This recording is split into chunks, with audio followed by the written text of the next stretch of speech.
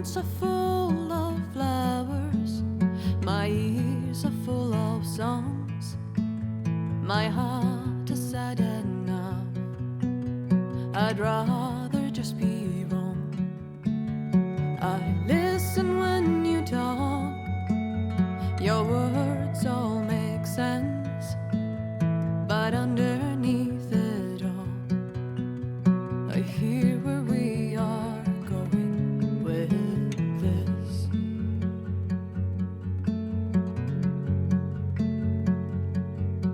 I am raindrops in the flood,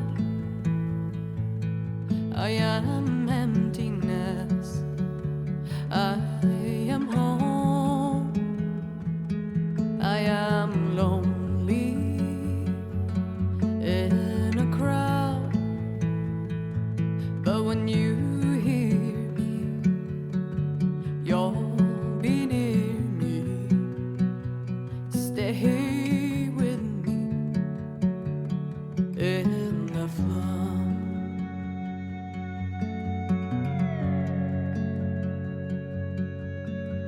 In dreams I never left, I had courage like the beast, my eyes they never fled, my arms would always reach.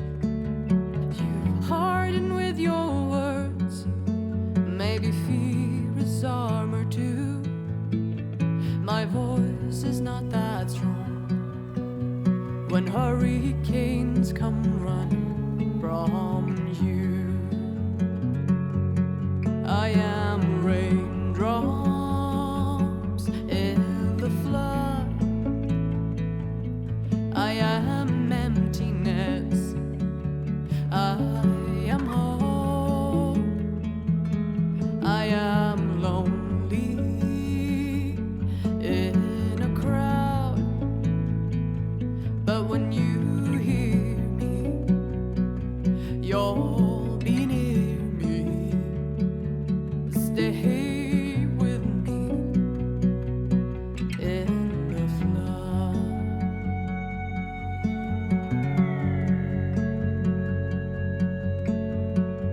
The little child inside is jealous of your strength, the way you hold your head when everything's aflame. Your back as straight as you walk away, straighter than an oak in a storm.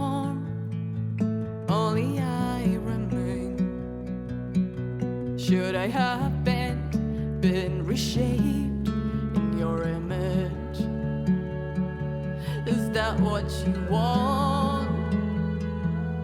I am raindrops in the flood, I am emptiness, I am home, I am lonely in a crowd, but when you hear me, you'll be near me, stay with me in the flood, in the flood.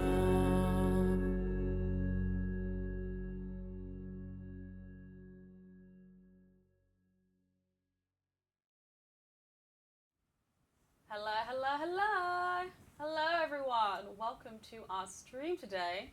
Hope you can all hear us. I hope you enjoyed the music video. We do have a special stream in store today, and it's also a spoiler-filled stream. Of course, we will be going through a lot of Horizon Forbidden West today. Chante can't see the screen, we're all crying. I can see the screen. Hello, hello, welcome. I am joined by two special guests today, though. Would you like to introduce yourselves? I don't know who wants to go first. Yep.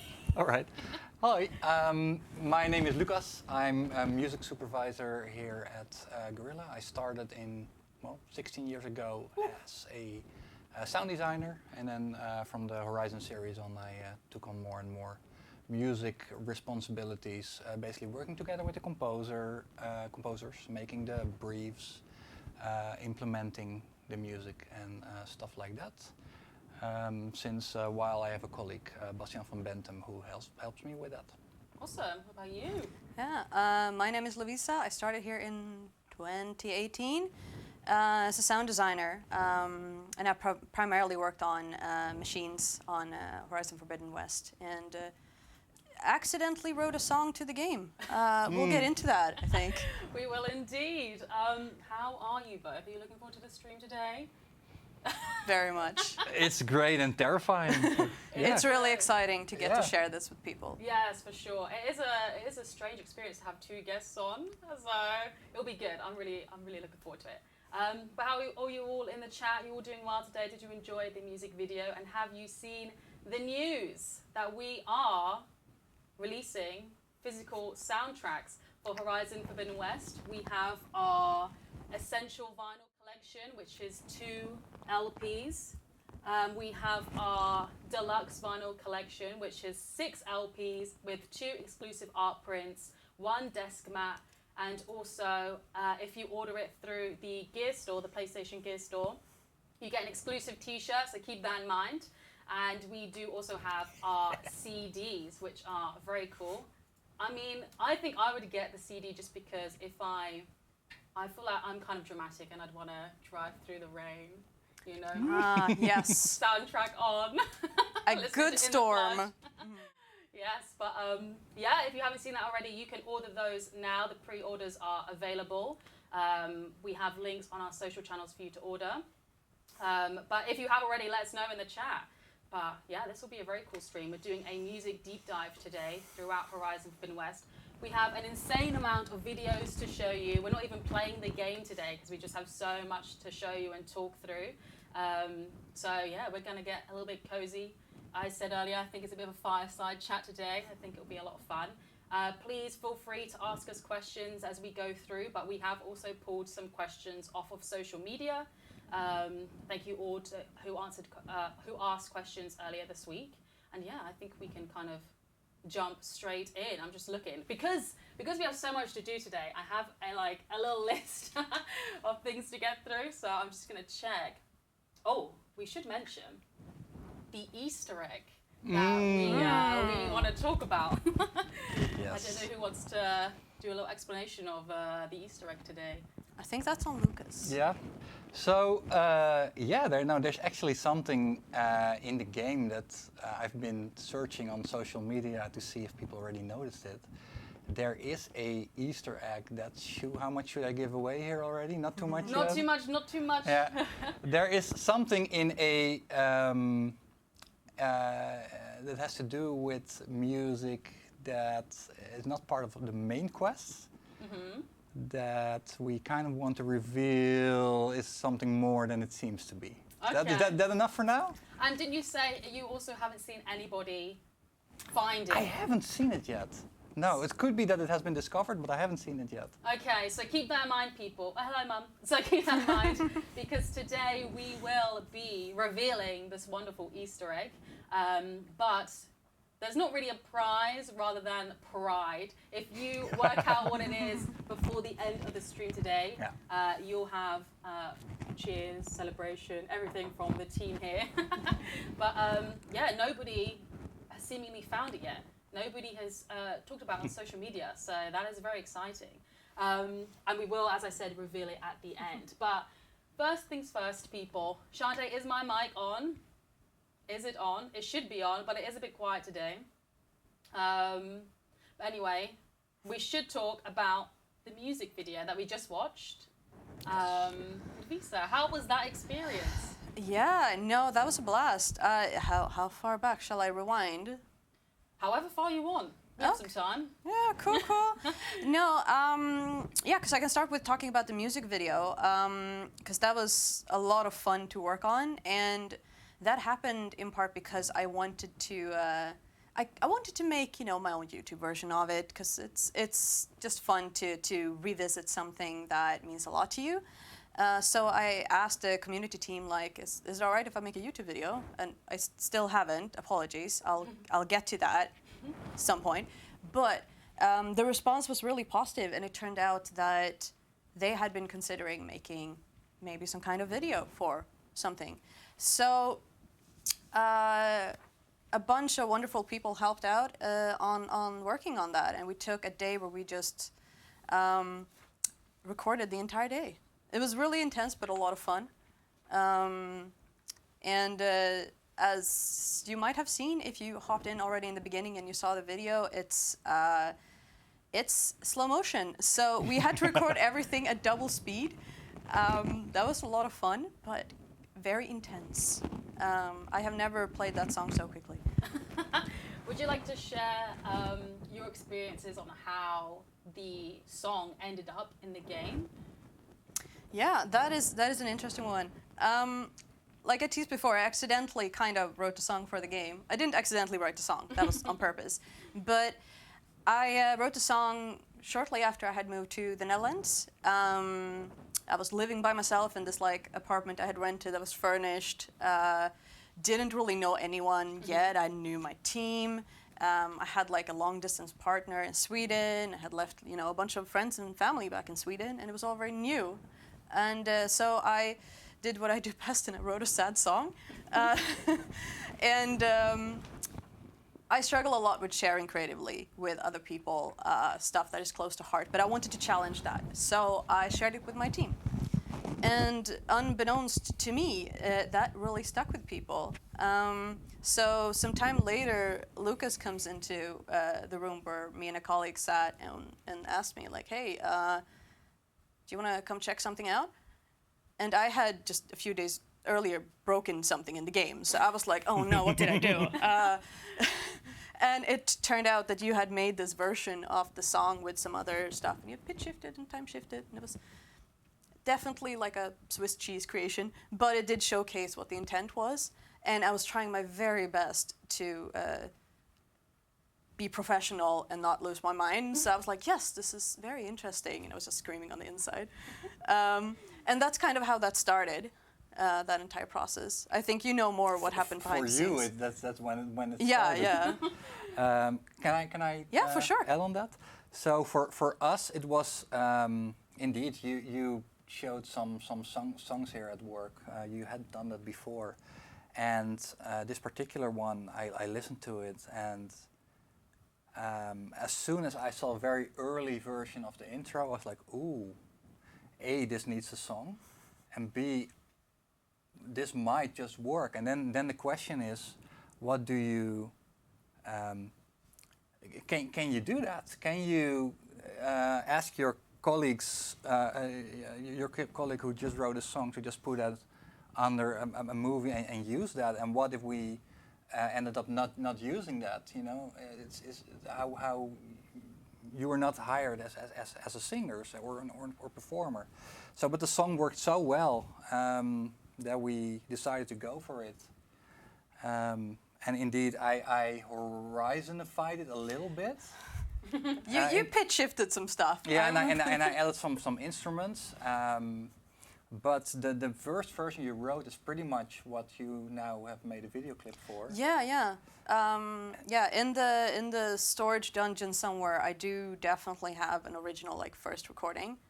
Fun tidbit. This is actually the guitar I wrote the song on. It's still here. It's my baby. Yeah.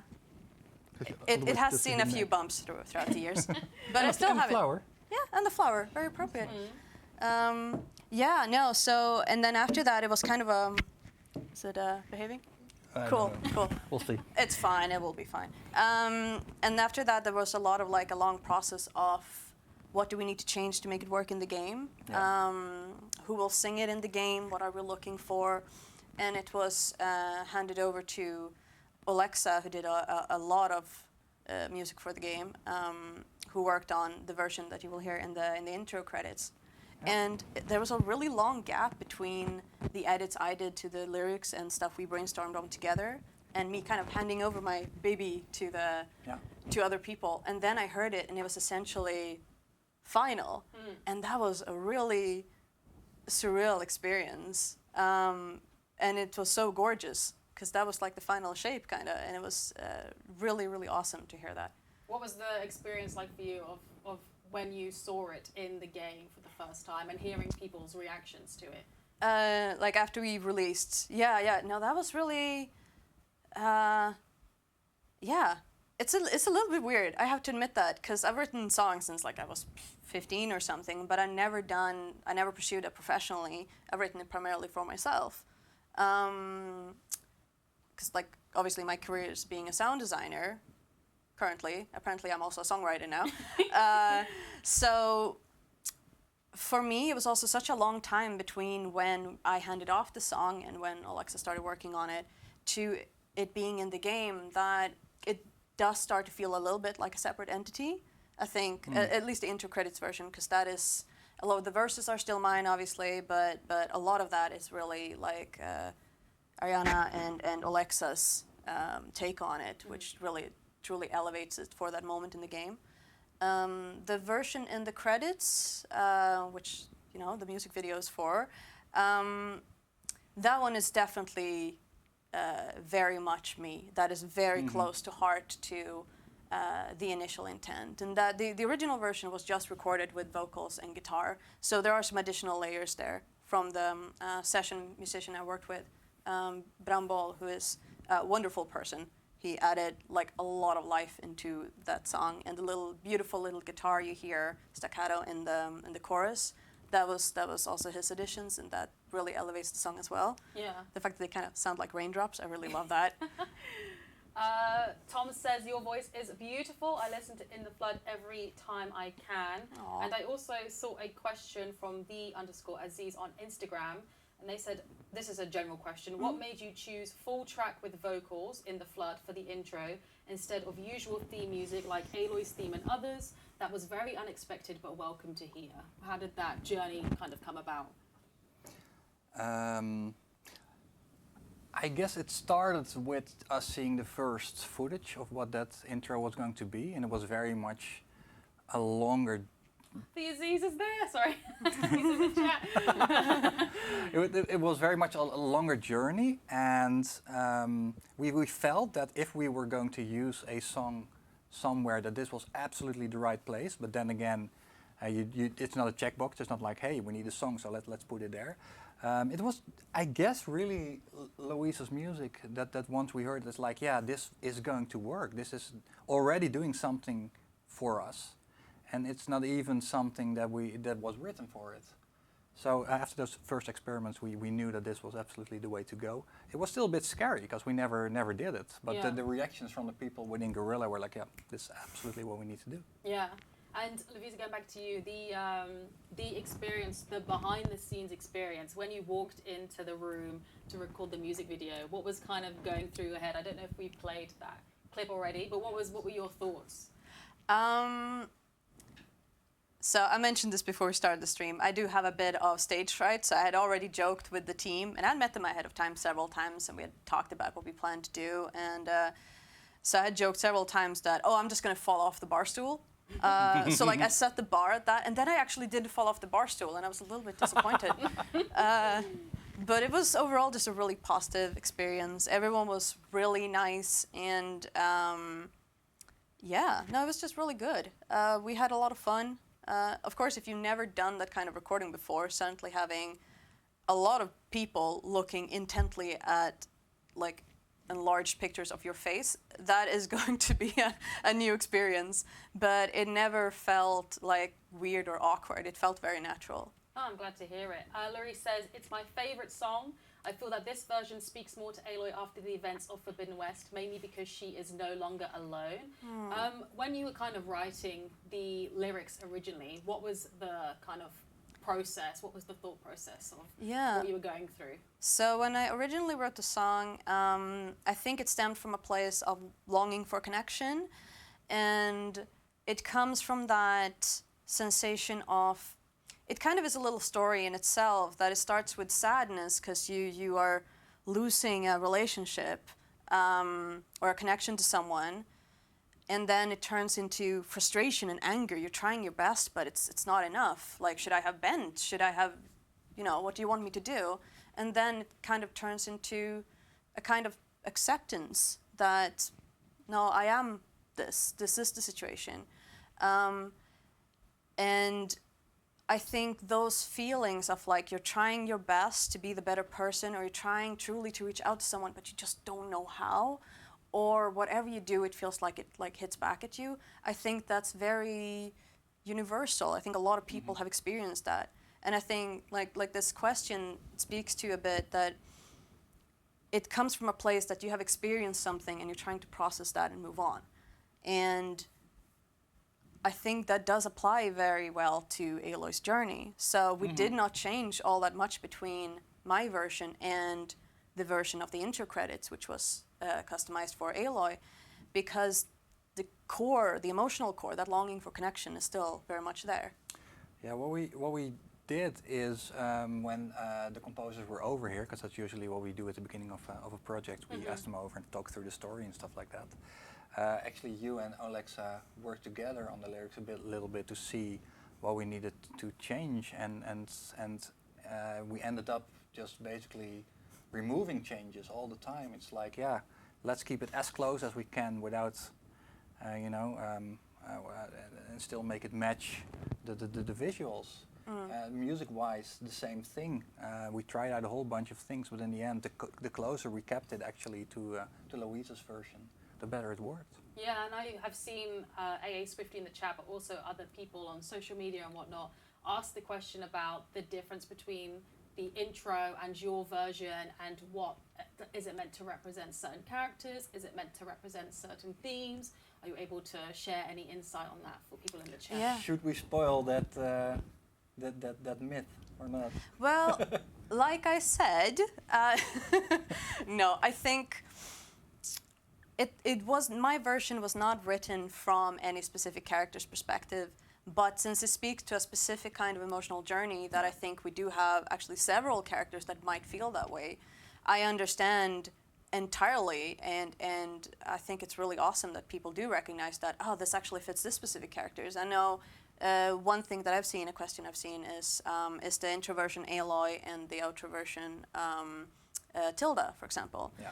And I think it kind of makes sense because my version is a little bit more jaded in a way, a bit older. It's someone who has seen like more stuff. Yeah. I'm not saying I have been through a lot of stuff, but that's kind of how it's written. That's the perspective of it. So, and the intro version is more, I guess, ethereal and longing and searching and less, what's the word? Not pondering. English is my second language. Does pondering work in the context? I think it works. No, but you are kind of groveling about in negative thought, because it is a song that is kind of rhythmical and repetitive and a bit meditative, like you're kind of stuck in this sensation you're feeling. That's very interesting. Joss says, is it ruminating? Ruminating, Brooding, thank you. Pensive? Oh, There's a lot. you know a lot of words. Thank you. Yeah, no, but the shortest answer is no, it wasn't written from two perspectives, although the first version was definitely written from Aloy's perspective. It was just a way to keep Louisa's version in the game as well, because we thought it was too beautiful to not. Yeah, exactly. Yeah. While I still want to keep talking about the vocals, but I think maybe it's time to start moving away from the music video, we have a question from Scofie27 on Twitter, who said, can you tell us how Julie Elven Music, who I saw was in the chat earlier as well, I hope you're still here, came to be chosen for the vocal performances, as she's brilliant. Any insight? How she was, sorry? How she was chosen for the vocal performances.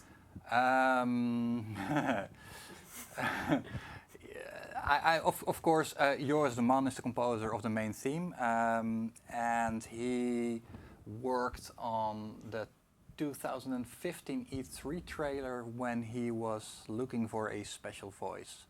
And I can try to make this sound more interesting, but the honest truth is that he just a colleague of his was working with her, and he said she has such a magnificent voice. You have to hear that. And yours was like, that's it. Again, what's with the finger today? He was like, that's exactly what we need, and he put her in there, and I think it was a first take situation where she just recorded and it was like, yep, that's what we need. Oh, that's wonderful. Yeah. Santo Atheist on Twitter also asked, are Julie Elvin, Melissa R. Kaplan and Ariana Gillis the musical voices or representations of Gaia, Beta and Aloy, or am I overthinking this? So, Julie has always been the voice of Aloy. Anytime something really emotional happens with Aloy, that's usually when you will hear Julie. So yes, that's absolutely the case. Ariana is more the voice of the Forbidden West and the kind of the voyage that she goes through. And yes, Melissa's absolutely the voice of Beta. So what is nice about that concept is that near the end there's a cutscene where the final cutscene where it starts with the Forbidden West kind of theme, and then finally, as Aloy becomes herself again, it goes back to Julie and the main theme, and you kind of have the little circle round again. So yeah, those themes absolutely represent those characters and those situations. Yeah. Yeah, I mean, these were pretty much the questions about kind of the vocal side on social media. I think we've kind of answered those. So maybe it's time to head on over into tribe identities, which was our next topic of conversation. I'm just looking through what we have here. Oh no, let's roll the clip actually. Yeah. I'm lonely in a crowd, but when you hear me, you'll be near me. Stay here with me in the flood, in the flood. Yeah, that was the behind the scenes of making the In the Flood bracket Lovisa version close bracket music video, which you can watch all. We already showed it in the stream earlier, but you can watch it on the Guerrilla YouTube now. Make sure to leave your comments. We'd love to hear your thoughts, your theories, anything like that. It's to be honest, it's actually my favorite thing to do. Oh yes, Judy, you are in the chat. Hello. Welcome. But yes, let's move on to tribe identities. So for Horizon Zero Dawn, the team came up with very specific kind of sound palettes for each tribe. And did you do something similar for Forbidden West? There's so many questions also that I could pull from social media about this. How did you approach the tribe identities and giving them a sound? Can I start at Zero Dawn? Yeah. Because that's basically where the first thing we did on that project. We didn't know much about the story yet, but we did know that there would be certain tribes and what those tribe identities would be. So we started working with one of our composers, Niels van der Leest, who actually did a lot of research into not really existing tribes or stuff like that, because we didn't want to, basically they're a new form of tribe, but we did look into what kind of environments did they live in. For instance, the Nora lived in a tribe that had a lot of wood, a lot of skins, stuff like that. While the Karja would be more about glasses and metal and stuff like that. So when we did this project, it only made sense to start in a very similar way. So we started with the Osram, again with Niels, and we had this whole room this whole studio full of junk on the floor, and we just tried to combine different things to come up with a kind of the bar sound of the Osram. But we did that for each tribe, so the Utaru would be more mellow, more woodwind, stuff like that, and there are more musical tribes, so their themes would be more musical as well. Besides the choir piece that's in there, for instance. The Nacht are more like fierce and sharp, so they had the distorted kind of almost a Horizon rock sound, I would say. Yeah, I just saw in the chat someone say, love the theme of the Tanakh. The electric guitar is amazing. That's Paper Planes, yeah. Yeah, exactly. While the Zenith, the Far Zenith had kind of two sides. One of them was very sci-fi-ish, the more sci-fi themes that we have in our game, but the other side was, they have very corporate identity in there as well, especially in the beginning of the game where you see the holograms. So that had to sound very cheesy in a sci-fi way, so that was very fun to work on as well. Yeah, no, we made a real effort in the vision of the music pieces to make sure that each tribe had their own little package of instruments that fitted them, and that they were very different between the tribes. I hope that answers the question. It does. It's interesting to hear because, I mean, I'm almost here every single week to go live on the streams. I've been off for a little while, but I'm back again. Anyway, so the constant chat in the that we see in the community is like, oh, what's your favorite tribe? You know, what's your favorite outfit? What's your favorite tribe? And whenever the tribe conversation comes up, we start to hear, you know, reasons why, and it can be because, oh, I love the kind of theme, you know, I love the kind of voice that the world gives them. And it is interesting to hear it kind of broken down in that way because it kind of reflects on what people see in their attire or the way that they interact with the world around them. So it's just interesting to hear that. City on Mesa is my all-time favorite, just makes me feel so happy, says Kirsty. Jar says Grave Singer is such a beautiful track. I love that it plays every time you talk to Zoe in a certain location. Yeah. T44R4 says, I love the development of the ruin delving music in Zero Dawn to the Forbidden West versions. So like, I mean, you should also tell us, everyone in the chat, what your favorite song is from the soundtrack. Please let us know. I'm sure we'd love to hear it. A Swifty says, Beta is adorable. She wants to be an outcast with Aloy. There's so many interesting kind of theories in the chat that we hear all the time. But moving on, I know that we have some clips and whatnot that we want to share today. And we wanted to touch on diegetic music, which I actually don't know much about, so I'm very intrigued in what this is. Could you tell us more about what diegetic music actually is? Yeah, sure. The distinction is that non-diegetic music is the music that the player only hears, so it's soundtrack music, while diegetic music is music that you would also hear in the world, so Aloy could actually hear that. So a couple of examples of that would be The Village singing, As Before We Are by Alexa. The people singing in the bar, in the Osram bar, is another good example. The person playing the flute would be a good example. All those kind of things. Yeah, so that's what diegetic music is. So you did mention the Osram bar, the chain scrape bar. We do have a clip of that. Are we able to roll the clip? Can I talk over that? Or is it? Yeah.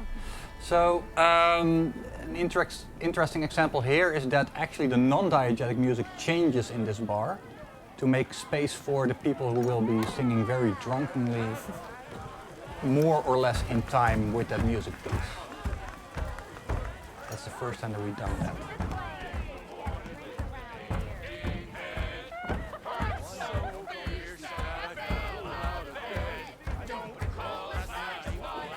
Not entirely insane, but that's because they're drunk.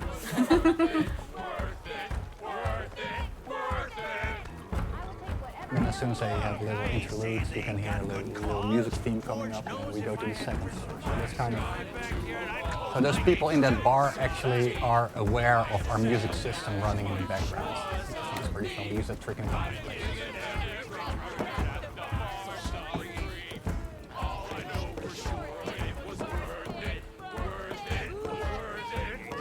So excited about this bar. This little breakdown, what are they? You can hear the beat kind of like, you're not sure if it's a beat or it's their feet stomping. Yeah. It's a little thing that you can easily miss, but it's fun if you notice it. Yeah. Amazing. Helamax says, this banger. Sandra Dara, I hope I said that correctly, one of my favorite places.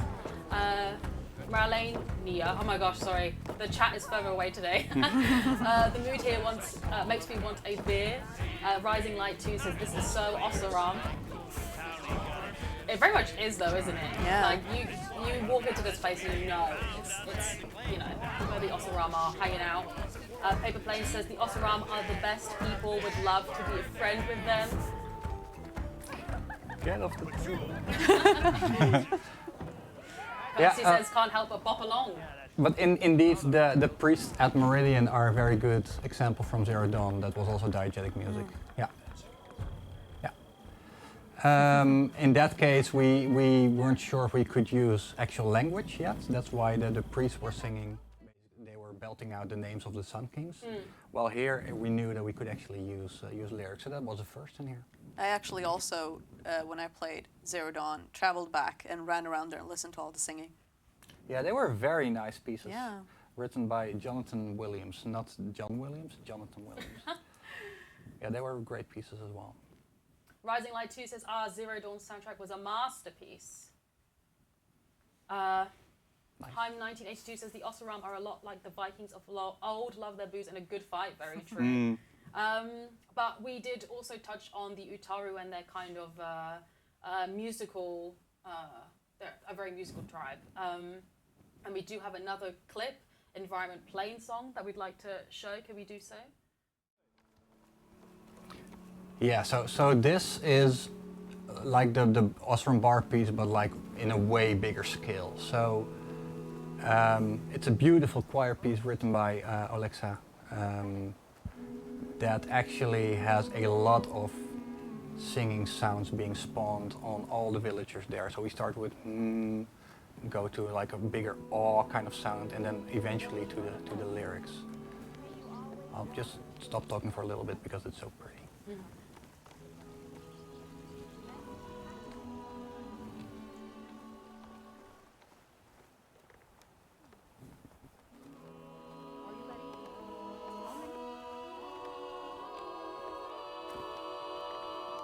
It's performed by Musica Intima, which is a well-known choir from Canada.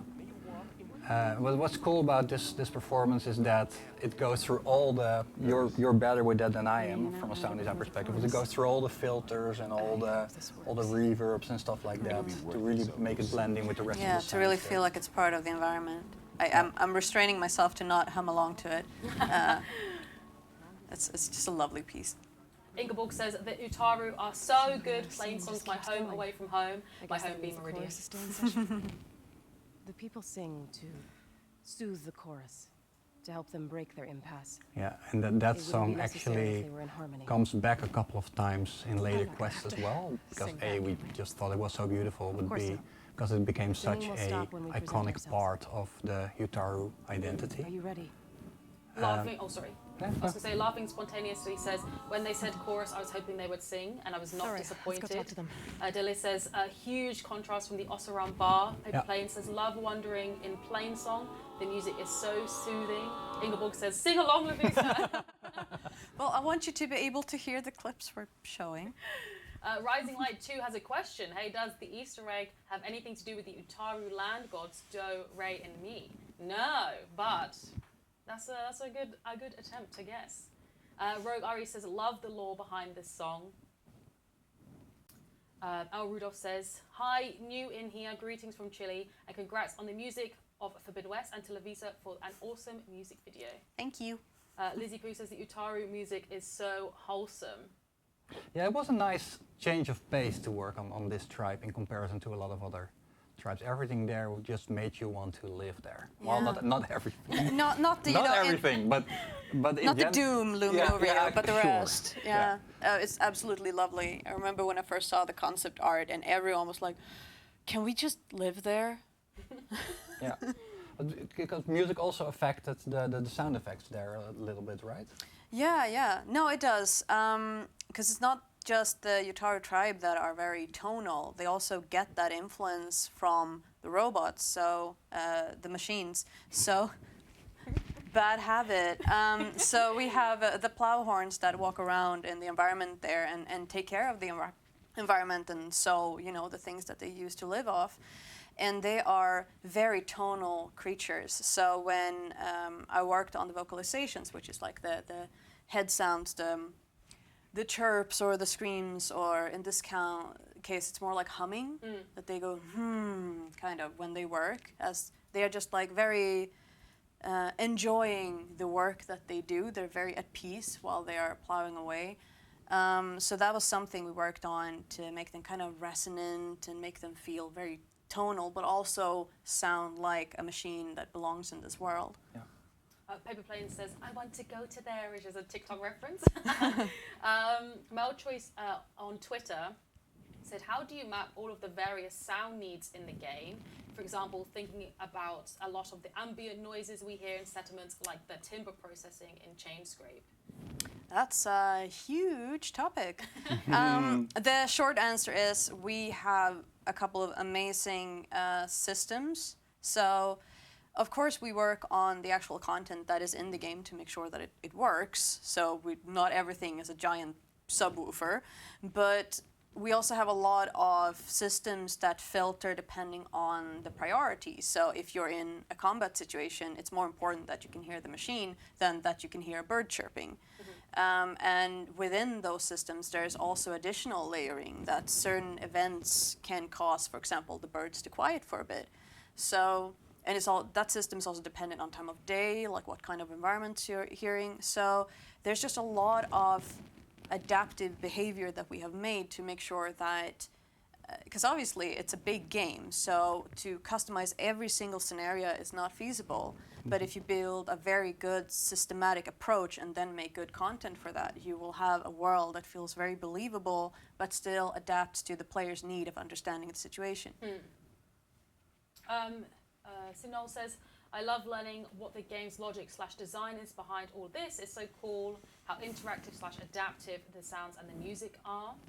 I have another question from Nick on Facebook who says, maybe a question for you, Lucas. Do the composers typically create a piece of music and that's it, it's finished, and they go from there with what they made? Or is there a lot of later improving upon what's already been made, or otherwise making changes to the music throughout the process? Yeah, so for us it's very important to have the composers actually be a part of our team. So it doesn't mean we just throw briefs over the fence, get something back, and that's it. I think I already mentioned that at the start of a project, first thing we do is just invite them over, everyone over here, and that's also when we record the round table, for instance. And we just go through the game, also with the writers, to talk about themes, to talk about storylines that might already be fleshed out, to talk about anything that could be helpful for music, show concept art. So that's step one, and then they go home and they process that. And then once we have an idea of who is actually going to work on which thing, we tend to group the composers within certain themes, so that they don't write pieces, but they write storylines, arcs. We talk that over. They start creating their music. We try not to tell them how to write music because they're the music professionals. We get the first version back, and a lot of times it's perfect. It's like, okay, we can use this. And for a couple of things, then we, for instance, mostly because it doesn't work from a certain emotional standpoint, like the piece is maybe not exactly communicating something that we need to communicate there. Maybe we haven't briefed that right, or for whatever reason. We do usually one revision, sometimes more, and then we implement that. But it's not about pieces, sending briefs out and getting them back. It's about the longer arcs. Yeah, and you did just mention the Composer Roundtable. If you would like to check that out, you can do. It's on our YouTube channel, and we did repost it on our social media earlier this week if you just like a quick link. Heath on Facebook, this kind of links to the last question. I'd love to know more about how the partnerships with The Fly, Circle Percussion, and others happens. What is the collaborative process like when working together on various tracks, and how do you decide which contributors do solo tracks or collaborative tracks? Yeah. Well, that's very much in line with the previous question. It's we are very lucky to have composers that are very willing to collaborate with each other and to share their musical material with each other. Every single one of the composers. So you got Niels, you got The Flight, which is Joe and Alexis. You got yours, the man, and this project you got Alexa Lozichuk as well. They're all very eager to work together and to make a soundtrack and not just make their own music pieces. So we're here basically to find out where certain things need to happen from a storyline perspective.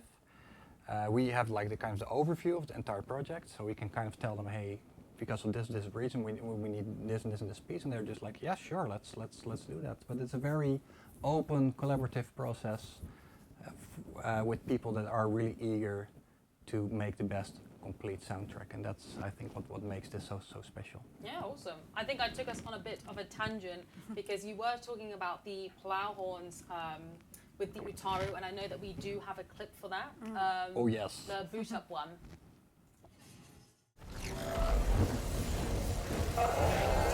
Yeah, so how can you make utaru singers and machines sing together? That's what this is about, and it's very much a question and response scenario. This is, I'm sure, a lot of people's favorite quests in the game. Tea, so, and the rest. She called it. This is the scene before it, where they boot up.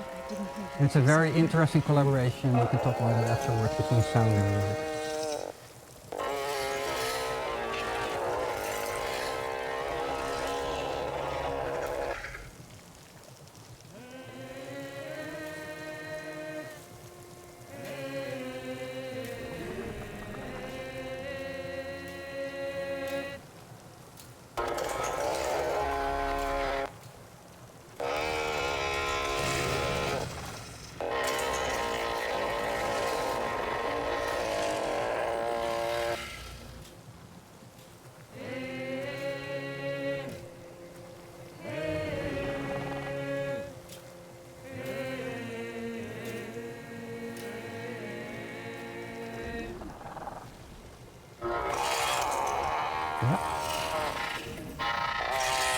So,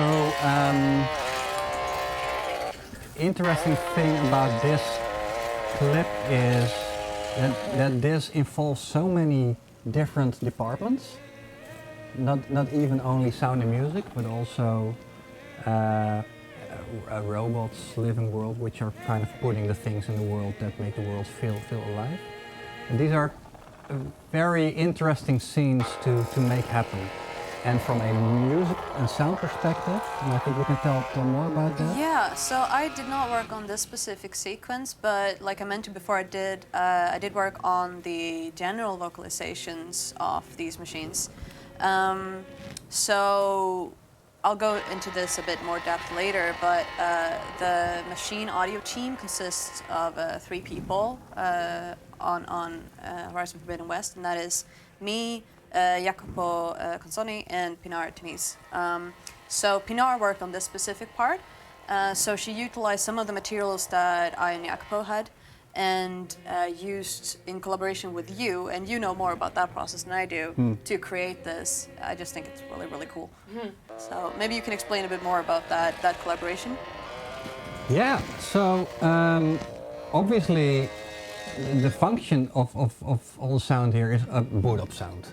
But we also knew that the utaru should be able to hear it as music, so that involves composers, Alexa in this particular instance.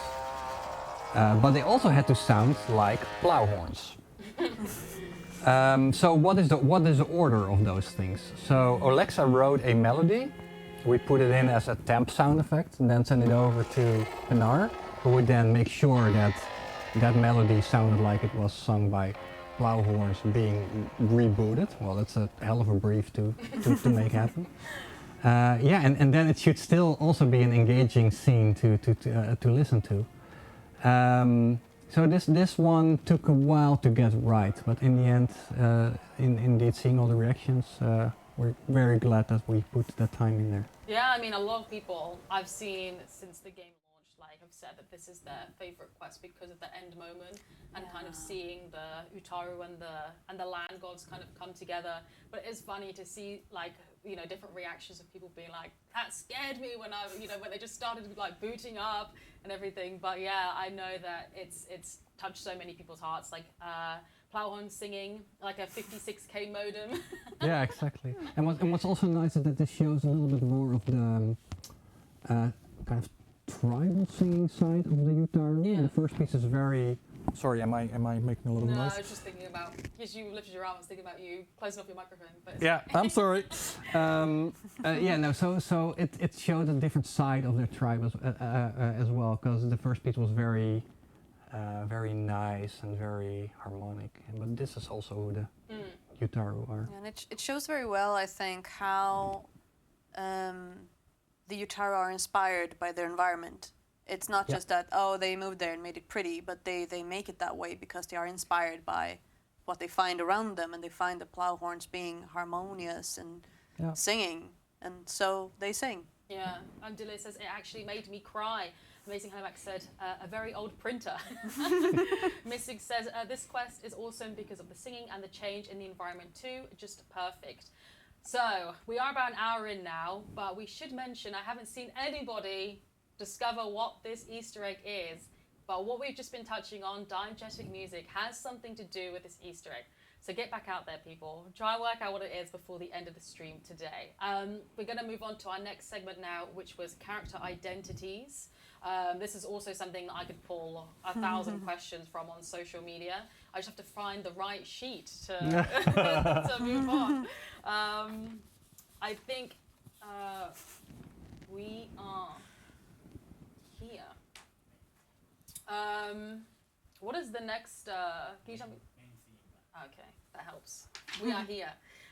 So we kind of touched on this already about how like Julie is the voice of Aloy via the music, and how you know, like so many people when they boot up the game, they're already aware of Aloy's theme. It kind of carries throughout the whole experience of Horizon, really, not just Forbidden West, but also Zero Dawn. How do you use that theme in Horizon Forbidden West? And I think we'd all love to hear some examples of other character themes. We should play the main theme while we're talking about this, I think. Elizabeth. And that's the final cutscene as well, that combines everything. Very different than the one you fought.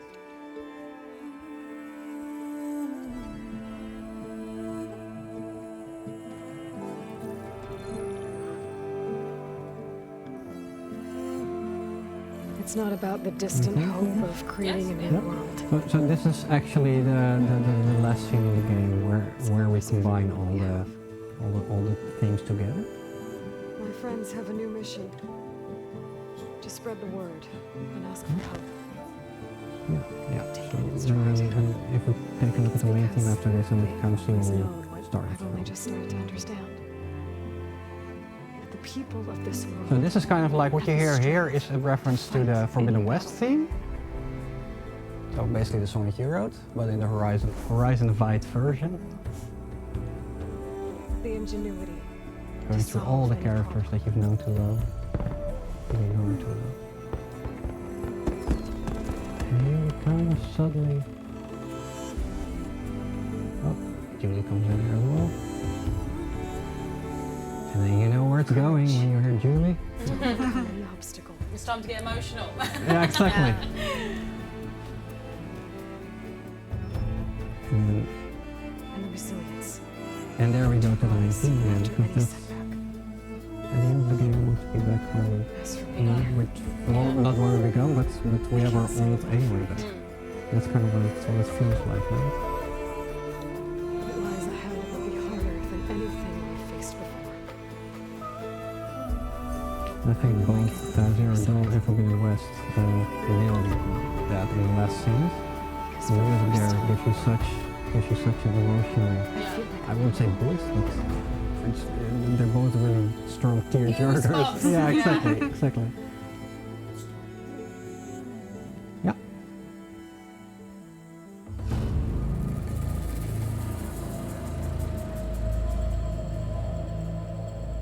Yeah, this is an interesting one in the sense that we had a really strong main theme in the first game. So how do you go from there? We were making a different game. Aloy has evolved, the story has evolved, but you also know that you definitely want a theme in there, you want to have Julie in there. It needs to be evolved as well. So I think our brief to Jonas was that we wanted the theme to be extended in a way where when you heard it, you would have the feeling that, hey, this theme was always meant to be this long, and just in the first game we only heard half of it. So but to get that right is quite a process to make it as strong as the first one, but also different. Yeah. And I think yours nailed that as well. Missy says was going to mention Goosebumps too. Paper Plane says, OMG, this theme! Oh, Rudolph says, beautiful. Marilania says, Goosebumps for sure, this part.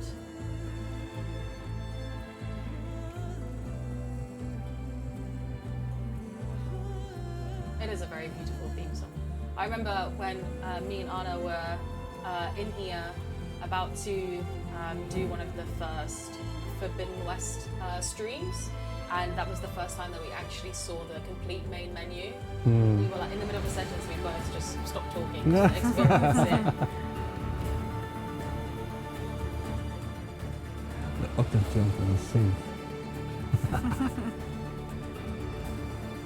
Paper Plane says, I will always remember the first time I heard the theme of Aloy in Horizon Zero Dawn when you get to the loading screen after the naming of Aloy, such a core memory for me. Rhodes says, I just want to say, when Horizon Zero Dawn was announced at the State of Play a few years ago, it took me exactly 0.3 seconds to recognize the music, and that was going to be Horizon. Noel says, the octave jump on the synth was when I knew this game was going to be beyond what I'd imagined.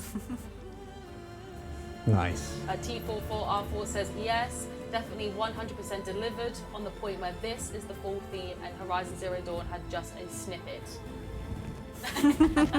Thank you. Marilyn says, this part is so powerful, laughing spontaneously, said, such a bop.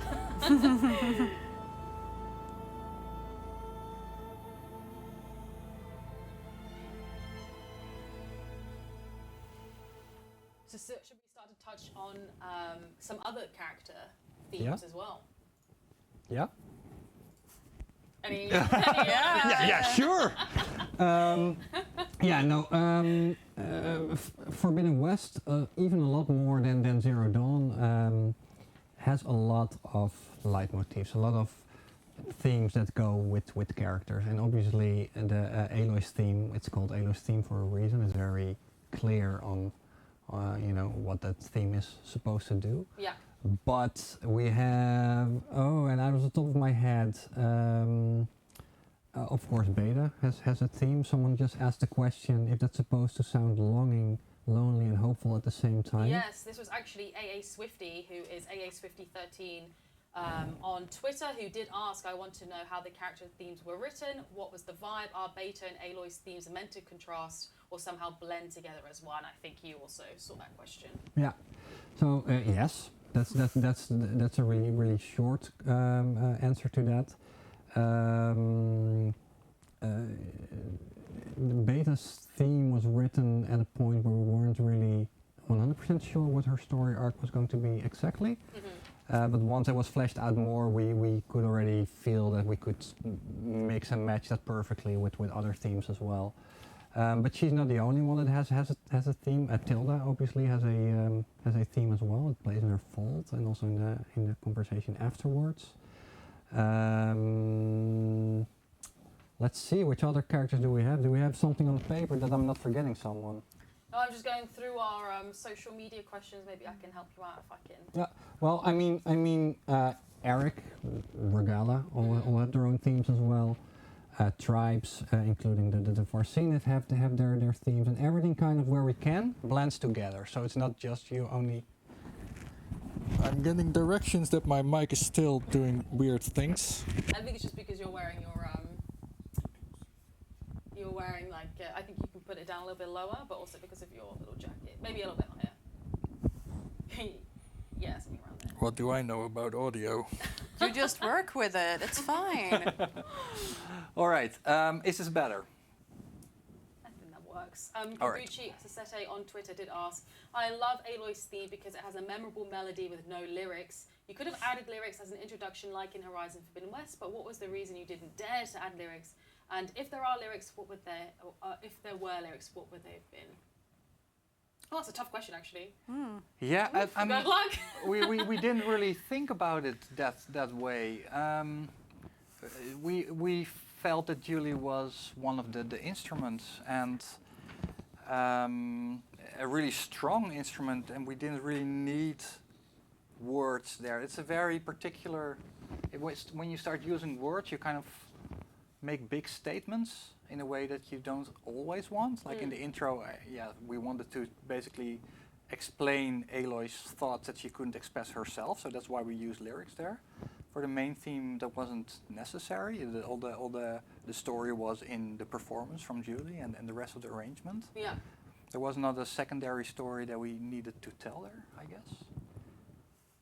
I did just see someone say, does Silence have one? Delis says Rost. We also have Zoe's theme that we can touch on. But you did also mention Tilda and Tilda's Vault. We do have a clip of that. That'd be nice to play. That's one of my favorite moments. It's one of many favorite moments, I have to say. But it's another situation where diegetic music synchronizes with non-diegetic music. So for the people who just joined in, non-diegetic is soundtrack music. Only the player hears it. And diegetic music is something that Aloy herself also hears. So there's a record player at the right side of the room, playing a kind of Baroque, Dutch Golden Age kind of music piece, opera piece. You can hear here. It perfectly synchronizes with kind of weird music that you hear in the background that's still a theme. And as she walks away from it, it gets reverberated and it kind of dissolves into the mist almost. I think it's such a weird and good working blend of Baroque music and our game music. I think it helps really establish a bit of the unease of that moment. How it is played in the room, it is there for Aloy, but it gels into the environment, into the atmosphere. Yeah. And it also helps setting the mood for the paintings, obviously, which were from the same kind of time period. That was, again, technically it was challenging to pull it off, but I'm really happy with how that turned out. Tara, who's probably, that's how you say the name. Oh, this is so brilliant. Noel says, I love how they play off each other. Hoplane says, oh, I never saw it. Maralenia says, love this part with the opera-ish vocals. Velociraptor, I love it with all my heart. Adila says, very off-kilter. And Ingeborg said, 10 out of 10, uncomfortable, but so perfectly done. It is kind of haunting. Yeah, it's haunting, that's the feel. word, yeah.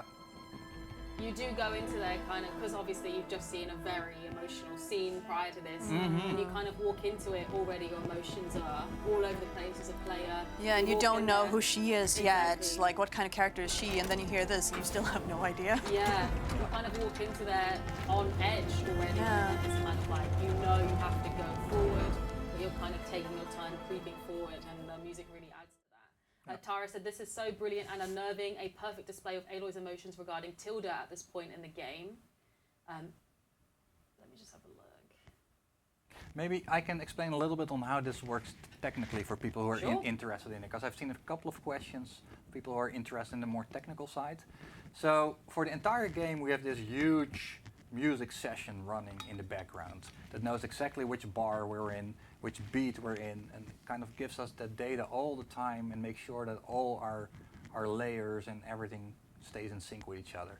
And what we do here is for each line that the music player fires off, we kind of wait for a certain bar and beat to be met, and then it sends a signal to our sound system, and then it knows, okay, now I can play that sentence, and now I can play the next sentence. And that's that also kind of means that you can never go out of sync more than just one phrase.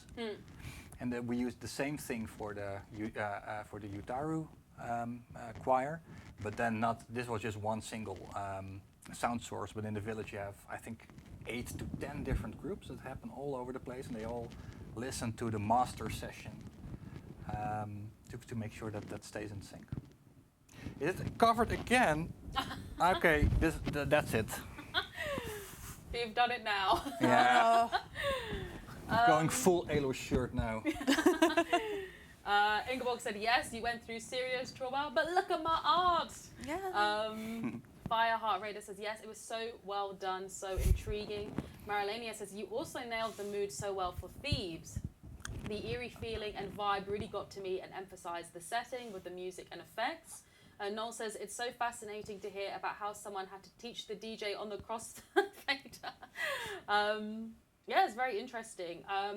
we also did want to mention Beta's theme. You did touch on it earlier. It says here, Echo of You by Alexa. Is there anything that you want to share more on Beta's theme, how that kind of came out? We as we've said before, is it a reflection of, or rather a contrast of Aloy's? Is it a reflection of Aloy?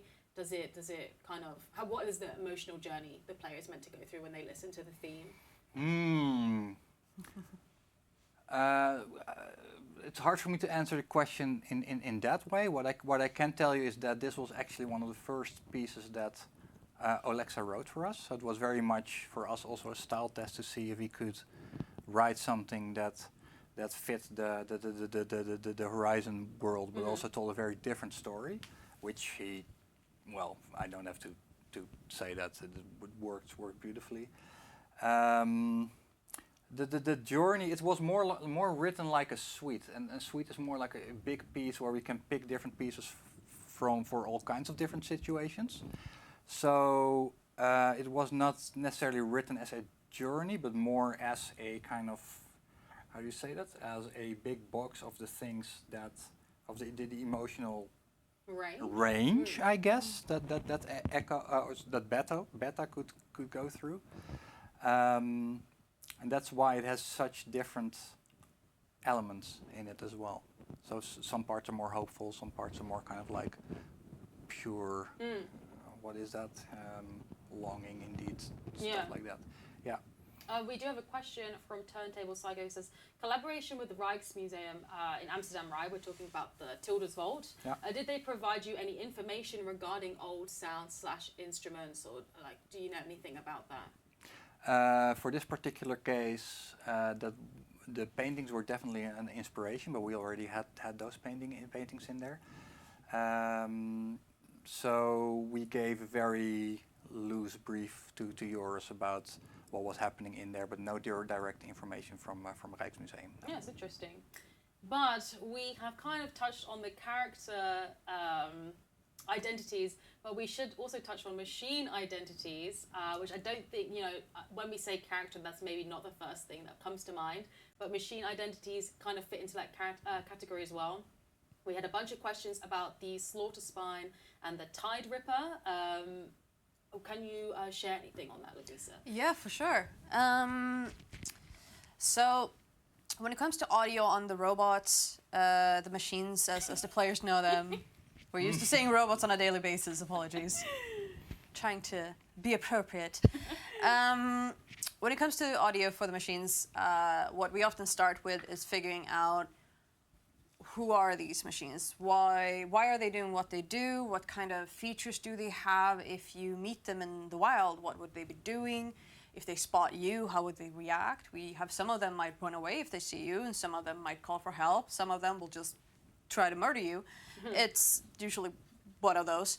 And so I think some of the clips we have here, we have the, I think the Slaughter Spine, which I worked on with Jacopo and Pinar, and I spotted Pinar in the chat. Yes, I know that username. Hi, Pinar. She's awesome. So we worked together on this to try to find a good character that really showcases like a lot of features of Plasma Spine. Sorry, Slaughter Spine.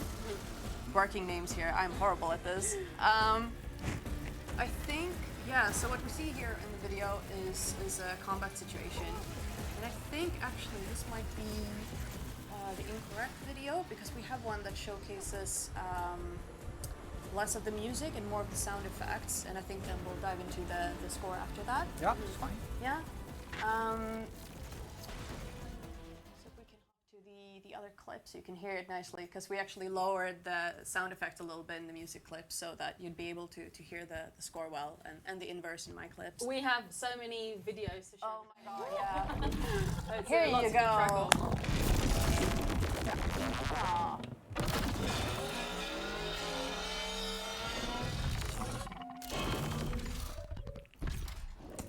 Yeah, so this is a collection of gestures, which is expressions they have, that I captured in the kind of clinical setting. So the machine is actually not alerted and will not attack you, so you can hear very well what they sound like. And when we were trying to find a character for this one, we looked a lot at that it is clearly very aggressive. It's made just so it will attack you. Designed to kill. Yeah, it's designed to kill, for sure. So it's really aggressive, really dangerous, and it has plasma, which is kind of hard to figure out. Like, what does plasma sound like? Yeah. What should that sound like to the player? So for the vocalizations, like the screeches and the grunts and those kind of things, I used a lot of metal and a little bit, I think, of alligator sounds, or at least the rhythm of it, which is kind of breathy and throaty, and to get that kind of aggression across. And then my colleague Jacopo, who did a lot of the movement sounds, he worked a lot with making these liquidy synths that kind of sound really like chunky and flowy, so you get that sense of that this is something like kind of energy building up. Audio language, like all the words that you Yeah, use to I describe don't use fancy terminology to describe it. It's like, this sounds Liquidy chunky. is Yeah, a it's great great. word for how these Yeah. sound. It is, yeah. It sounds liquidy. Well, it reminds me of liquids. Chunky. Chunky, yeah. Chunky boy. So I think, yeah, and a lot of the rattles, a lot of the like spine things moving, all of those things. We don't necessarily put sound on all of this. Earlier, like, we kind of have to figure out what is most effective. And if it's just idly walking, then in a slower kind of walk, then we might have more details in the sound to kind of showcase that the back stuff is moving, the tail is swaying. But if you're in a combat situation, you don't need to hear it, blah, blah, blah. You know, you need to hear it's about to attack you. Yeah. Yes, I'm using very professional language. I can see that you're dying. It's okay. This is how I talk about my job. Yeah. Yeah, I think we can move on to... Liquid boy. It is, right? The chunky liquid I'll boy. take it. I'll take it. I think we can hop into some clips we have of the Tide Ripper, because that's also one that had very clear sonic identity for us. So, underwater, the Tide Ripper is quite majestic. It's graceful. It's in its element, right? Yeah. And it's kind of it is swimming. You have this kind of like sonar-esque sound, the rhythmic stuff, but it is primarily just swimming. Whereas if you hop to the next clip, like when you are actually in combat with it, let's see if you can hear that. Well, it's kind of busy murdering you with this clip, but you'll hear that a lot of the character in this is a lot more. It's struggling. Like there's much more friction when it's making sounds. Is like the term metal kind of yawning the right kind of thing? It sounds like the metal is like stretching. Yeah, it's on like the it's. verge of Oh, I'm breaking. gonna get you, but I have to like get there first. It's Yeah. like that kind of character. It's still very dangerous. It should still be intimidating, but it's not quite as elegant as It's it got the would like be in water. clunky Yeah. sounds. So that was a duality we worked with because we knew that this character will be both in the water and on land, and you will encounter it in all places. And how do you showcase that it's the same creature, but it Going has through a little struggle. yeah, precisely. It's out of its element, quite literally. That's very interesting. I kind of to do with this topic, but a little bit separate as well, is Lucas Butero on Twitter said, "I'd like to know what triggers the progression of the music during fights, e.g., Built to Kill when fighting a slaughter spine." I think that's actually better if you explain it from a sound perspective. Take it away, Lovisa. Diverting the question. Yeah. Sorry, how was the question actually phrased? Like, so I answered it correctly. No, it's okay. I'll answer it again. I'd like to know what triggers the progression of the music during fights. Example, Built to Kill when fighting a slaughter spine. Well, So what are the stages basically that thing can go so through? there are a couple of different things. It kind of depends on the fight. What is the most... Because in some cases we have a specific thing will happen at a certain point in a fight. We can call it a scripted event. Like if you get damage the enemy to this %, like something will happen. Yeah. And that's a very natural trigger. in the case for, yeah, let's say the Tide Ripper, where you can actually shoot off the water canisters. If you shut off some of those canisters, it does not have the same abilities anymore. So that actually affects how the fight will play out. So that's how, for the machine part of the sound, that's how we would use that information. And if it's, for example, if it's limping, we can see that and we can use that information, and then it will sound differently when it moves. Yep. Yeah. Yeah, for the slaughter spine, it had different stages, obviously, and the power up stage. I think we do have a movie for that as well, for the slaughter spine music version. I think that's what we were playing at the start. Yeah, I love the music for the Slaughter Spine. Yeah, It's so nice. this is one of the machine pieces that was written at the very end of our combat music writing phase. Since we realized that this thing really needed its own theme. What you will be hearing around here, if I'm not mistaken, is the shepherd's tone, which is a tone that appears to be going up forever for the power-up phase. And yeah, so indeed, those are all stages that we can detect. We have a lot of information of actually what's going on with the machine during a certain point in time. I saw another question, someone asking, Noel, how many total layers have you all split soundtracks into during the stages of combat? I would say at least 4 or 5 layers. For some reason I thought you were going to say 1,000 or something. It's like, "What?" So the composers deliver us all the music tracks with maybe 20 or 30 different music tracks, but then for reasons that we have to keep it manageable when we play it on PlayStation, we make like 4 or 5 different tracks which have their own function. So usually there's something that makes it more epic and something that has a melody that we only want to trigger every now and then, or something that we want to use when you're only sneaking and you're not actually being seen. So it's usually 5 or 6 different tracks, not only when you're in combat, but also when you're just exploring or doing an activity. That will be playing at all times, basically. Sky Crew asks, does the music get louder when you take more damage? There might be some scripted situations where that happens, but in general, I would say no. I would guess that maybe in some cases, because we were talking about scripted events where, for example, another layer might come in some fights. Might that be a thing? That might be happen. Because then that will feel like it's louder. Yeah, but that doesn't necessarily have to do with low health. That might have to do with if you're being spotted or how far you've progressed into the fight, and maybe in some instances indeed to low health. Yes. We're just playing out the end of this clip now, but then we should also move on to AI, who also some of them do have themes. We have Hades, which is the hollowed out for the flight, Ether, Unity, the flight, and Minerva, restricted access, the flight. I think like the AI is a very busy topic in the community. They love to talk about the AI, and I think they'd be really interested in hearing how the themes for the AI have kind of come together and developed. Yeah. So I've talked earlier about giving the composers arcs to work on, or different categories, so that it sounds like a unified soundtrack. The Flight has done a lot of our AI music this time around.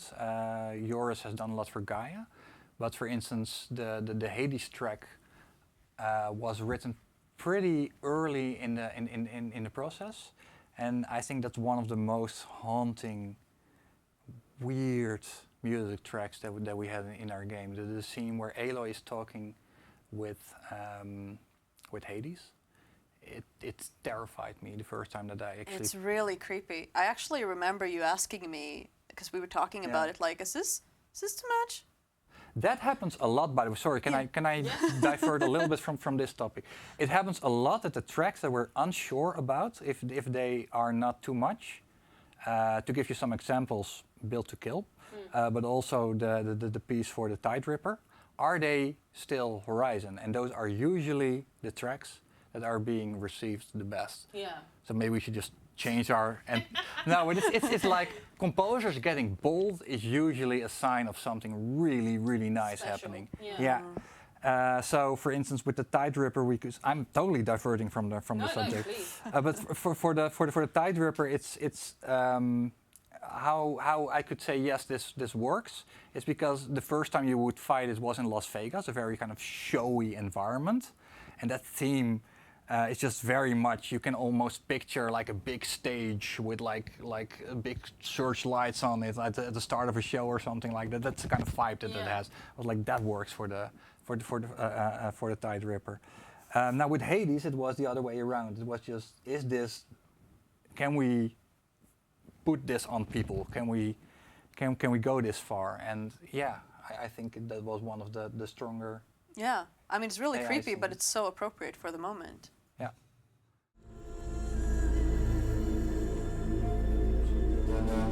That's our main theme.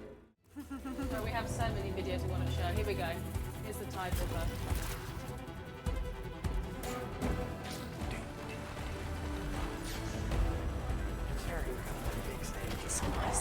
Yeah, it is a very big stage. Yes, Guardian of the Deep. Guardian of the Deep, I did yes. see somebody ask, where can we buy this stalker in the back? It's a Prime 1 statue. But going back to the audio, well, a lot of people talking about how creepy the Hades music is. Just because I was just thinking about my mum who was in the chat earlier. Hades make you think of your mum. Yeah, no, but that sequence is her favorite in the game. Like when she first, Really? she only played. She played Forbidden West before she played Zero Dawn, and then she was messaging me like going through that scene. Like, that's such a wild scene. But yeah, like just listening to people say how creepy it is, I think it is for sure. Memory structures disintegrated. Yeah, there's a lot going on in that Yeah. scene. Ugh. Especially when you see the difference between how like strong and powerful Hades is in Zero Dawn, and then the next time you see the AI in Forbidden West, it's kind of just like very broken, also very haunting. Lindsay the Fox says this is such a great track. Alana Mo says the music in Pharaoh's Tomb was especially creepy. A lot of creepy tunes apparently in Forbidden West. Yeah, but so one of the main differences between Zero Dawn and Forbidden West is that in Zero Dawn we try to kind of keep a little bit more in the background because there was so much sound going on. We're all frequency buddies, sound designers and music people, so to share frequency. And then this time around we found a way to get a little bit more bold in our themes, especially in combat pieces. So a lot of those pieces, for instance in Pharaoh's Tomb, are so nice because they're not only really scary, but also very thematic. It's a really strange, nice theme that's playing there. It has a hint of like Egyptian kind of influences in there, and just a lot of weirdness. So we got a lot more bold in thematic content, which is also for Guardians of the Deep is another example where you just went all out on that front. Yeah, very kind of Hollywood, I guess. Very like the most powerful kind of beats that you can get. The very climactic kind of themes and whatnot. I think, as you said, like those are kind of the ones that stick with people the most because Yeah, exactly. it's so kind of different and kind of stands out in the game and the experience. We're coming up to about half an hour left of the stream, and I know that we did want to touch on location identities as well. So let's move on a little bit. So some of the questions that we had were, how do you approach the locations in the game, and how did they get their identity? I know you touched on this a bit with the tribes that we were talking about earlier, but when it comes to locations, what's kind of the thought process? From a music perspective, yeah. Because from a sound perspective, it's a whole big other story. Yeah, and I primarily work on the machines. So while we do influence the environments, of course, for example, now I lost the name of it, but there's Cauldron that has a lot of like machines in it, and we used a lot of those in the ambience for it. Often, Do you mean Gemini? I don't think it's. Anyone know in the chat what one we could be referring to? Cauldron with a lot of machines in it. It's. You're leading them on a little chase. Yeah, here. yeah. You're gonna have to work for it. Yeah, I'm very sorry. I am horrible with names. I'm working on it. I'm just looking at the if it was written down. Oh yes, that one cauldron with the machines. Sorry, I'm trying. No, it does include a jump scare. Kappa, maybe? Kappa? I think that might be it, yeah. The fire climber jaw. Okay. Yeah, it has climber jaws in it. Kappa, we're hearing. We just hear every Yeah, cauldron. everybody's just gonna say chi now. We're singing of chi. No, that isn't Kappa, that's chi. Okay, we've got it. Okay, you guys know so much. Nice. But yeah, primarily machine audio will not really touch on location, so that's like definitely more something I think thematically that you would work with. Yes. So what was the question again? How do you approach the locations in the game from a music perspective? Let's start with the difference between Zero Dawn and Forbidden West again, is that in Zero Dawn our upper world, so kind of the now world locations, were very much divided up into regions. So you had the Nora region, you had the Karja region, you had your Outlands region.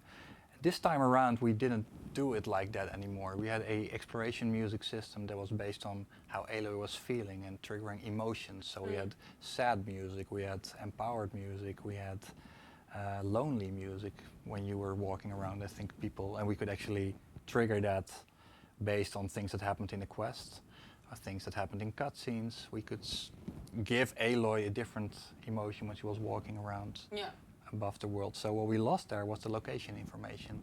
So what we did, a couple of things. Obviously we had a lot of quest music specifically written, and we could write themes that had to do with certain locations. But also during the night we would trigger the little kind of the themes that Niels wrote for the villages.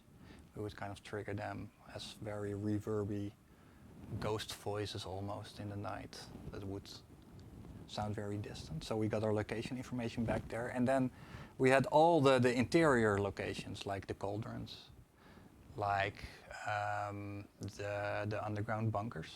They were all written by The Flight. The Flight wrote a lot of the more sci-fi kind of environments of our game, which is again a very clear distinction. Upper world and underground was more like the old world, so we could very easily let different composers write that and then kind of still have that uniform soundtrack feel.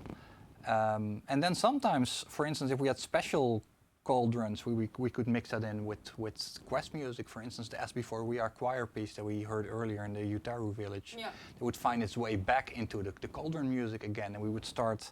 That's something that my colleague Bastian and I spent a lot of time on. We just picking all the existing pieces and creating something new out of that would sound fresh, that combined a theme from one piece with maybe a material from another piece, and then it would not just be any cauldron anymore, it would be the Utaru land god's cauldron, for instance. And then Thebes, that's another one that we heard a lot. It had a very Egyptian theme, so how do you make that sound like a horizon location? That basically goes with every piece. How do you make it sound like it comes from our world? And that's a very interesting challenge that our composers, I think, have gotten really good at. Going off of that, was the music just based on the location, or was there like player progression? Was that also taken into account when the music around these locations is playing? So the music that is playing everywhere is very dynamic. It changes based on a lot of different things. For instance, what time of day it is. I just touched upon the emotion that Aloy is feeling. It could touch upon not so much player progression in a way that obviously most of our quests actually had custom written quest music. So as long as you were following the main quest line or the side quest line for that matter, you would get music that was made in a way to kind of hold your hand and make you feel like you progressed through the story. But the challenge for an open world game is the moments where that doesn't really happen. So you need to account for a lot of different situations. But also, a player can stand still in one location for a really long time. You can just decide to, I don't know, do a live stream and just keep your character in the same location for 10 minutes, and you still want music to sound interesting then. So we have a lot of, and that's where those layers come in as well. We trigger them based on many different things, so you always feel like you're hearing something fresh. Is that a No, it's very kind of an interesting. answer? Yeah. I'm just looking to see, because I saw a lot of people mention World on Her Shoulders. The fact that it plays in specific locations, places, would like to hear more. I just saw a couple of people mention that, and I because the chat's going, I'm like, I must retain that title. I think that's what we had for the location identities, but we did touch on the robots earlier. Sorry, oh my gosh, it's written here. The machines. I infected you. And I just want to look at if there's anything that we missed. I've like completely changed the order of my. Yeah, we went creative with the order, but that's fine. We work in a creative field of work, right? Environment. It's all good. Show environment. What did you say? Sorry, we can show what? Show the environment. Oh, yeah, feel free. We're just looking at what video we want to pull up now. Yeah, I do see a comment from Alana Mode. Also love when using the Sunwing for longer periods and the more soothing music plays. We do have a video that sort of relates a little bit to that. Oh. And that is the Sunwing video for robot audio. Sorry, machine audio. We It are. comes for us all. Yeah. Oh, I started it. Sorry. Yeah. Thank you, Pinar. I had a point. Yes. Sunwings, Yeah, Sunwing. It's a nice little clip. I'll just let it play for a bit.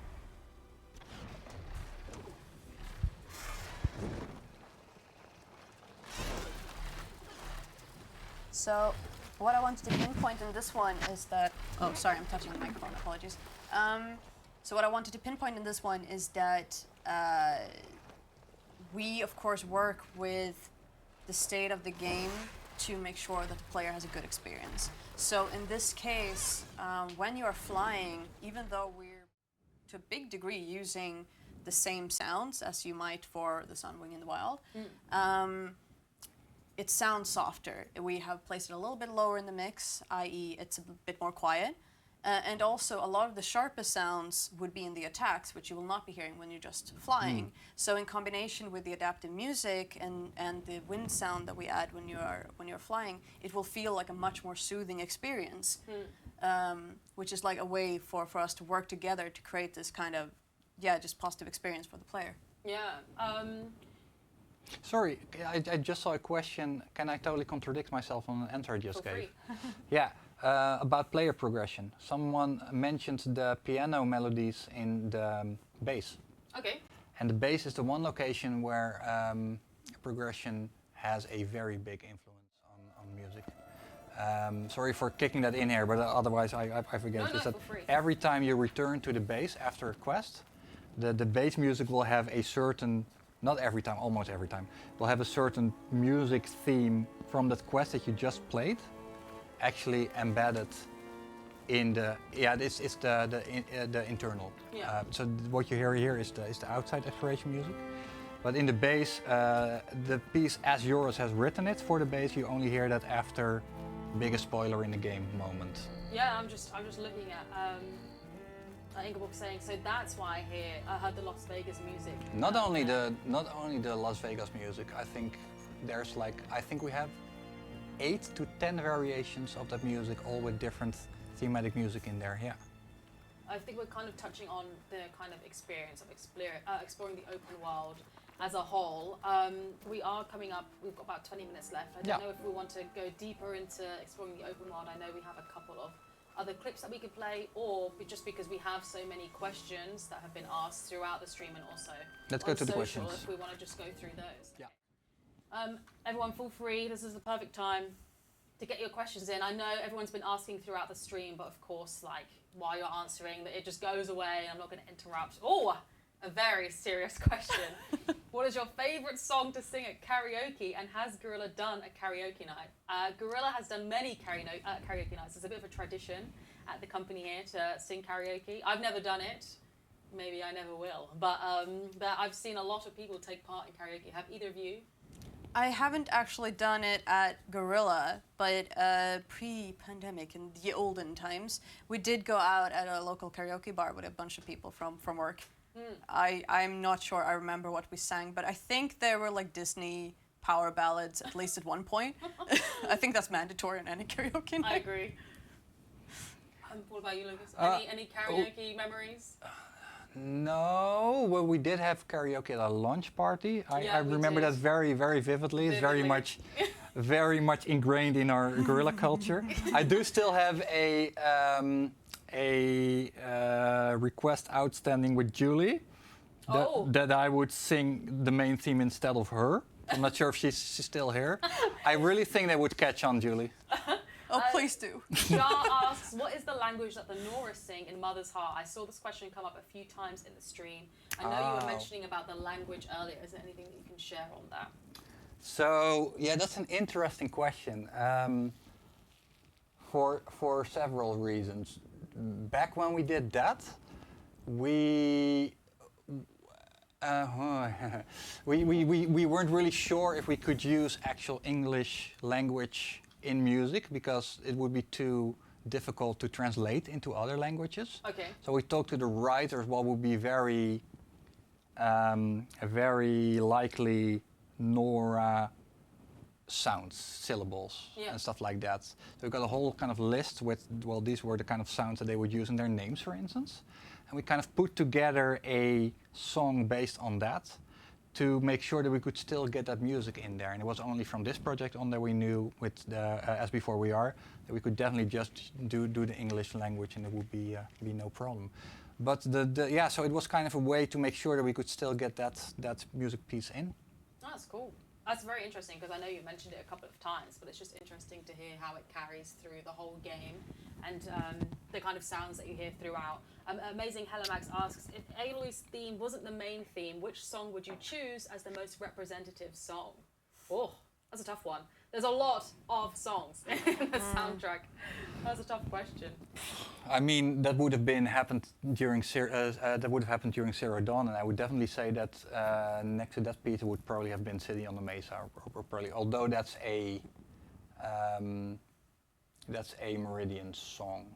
But it's really hard to pick that, just because of what that particular piece now signifies for the game. There's not really anything that could replace that, but that's the piece that would come closest to it, I would say, stylistically and what it does. I think it's an interesting answer. Alana Mo says, City on the Mesa. Miss Baltica on Instagram asked, when exactly, when you look on a roadmap of the game, does work on a soundtrack start? Not day one, but day two. But basically, usually what happens with a project is you have a small group working on something to try a couple of things out. But once the rest of the team starts working on it, that's definitely when we start working on it as well. That's when we start inviting when we start looking for composers. That's when we invite them over. That's when we go through the story. That's when we start prototyping, trying things out.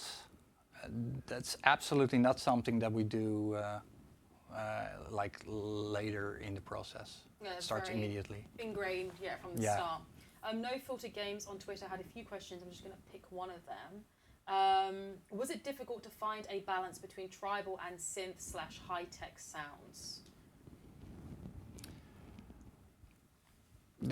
I guess that's more a question for the composers. What I can tell you is that we very consciously made sure that we picked composers that were very strong we have three pillars in the music. It's the organic part, nature. We have the sci-fi part, machines. Sorry. And we have the tribal part, which is the people living there. So initially we picked our composers so that we were sure that they would be strong at one of those pillars and we would have everything. But we found out pretty soon that they could all pull every style off, and that we didn't need to worry about any of that. We would have that influence throughout. What's happening there? the chat is helping us remember that it's called machines. But, That's yeah. very Pinar kind of you. especially, Pinar is just jumping on us now. Yeah, exactly. Sorry. No, but that's we have a whole document with kind of things in there that we want in our music, and then after we've defined that and the composers know what to do, we let them free. Yeah. And we make sure that within the soundtrack all those pillars are represented, but they don't need to be represented in each single song in the soundtrack. You don't want to have sci-fi and an organic and a tribal element in each track. That doesn't make any sense. That's how we approach that. HCorian _ on Twitter asked, I'm a big fan of subtle dynamic S effects that adds a ton to the feel of the game, but most players don't notice. What is your favorite dynamic S effects that you think most players don't notice? Oh, that's a hard one. I think a lot of love should be tossed at like the environmental sounds because they're absolutely phenomenal. Yeah. And I do know that a lot of people do truly enjoy walking around in the world and just listening to things.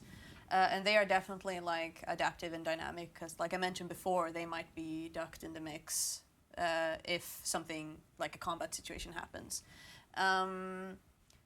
Yeah, I think they are really, really lovely. I think, yeah, we have a bunch of small little critters that kind of bugger off if you get too close. We have lobsters, and we do have sounds when they dig down into the sand, and I like those. I'm just looking, I just had a question. Oh, night on